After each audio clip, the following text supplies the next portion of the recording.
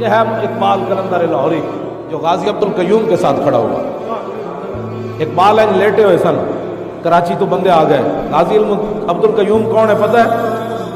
टांगा चलांदा सी, टांगा लाहौर कराओ हजारे तो रोटी कमान गए सी, उसे कोचवान सी गाजी अब्दुल कयूम। तो उन्होंने एक दिन पता चलिया भाई गुस्ताख अज अदालत पेश होना, हजूर के खिलाफ गल की थी। मैं आखा दुनिया बड़े बड़े टांगे चलाए होने, वो भी कोचवान जेड़ा तू टांगा चलाया 50,000 5-5 लाख दियाँ घोड़ियां बन के दूल्हे को बिठा के ले जा रहे होने। भी एक घोड़ा उन्हें बध्या, एक मरियल जहा घोड़ा उन्हें अपने टांगे आगे बध्या, लेकिन जब हुजूर की इज्जत होते पैरा दिता अज वो कोचवान तो न रहा ना। वो भी हाँ जी उत्थे तो गल है, मिलता है क्या क्या एक बार मदीने में जाके देख, करते हैं माला माल जरा होवे कोचवान,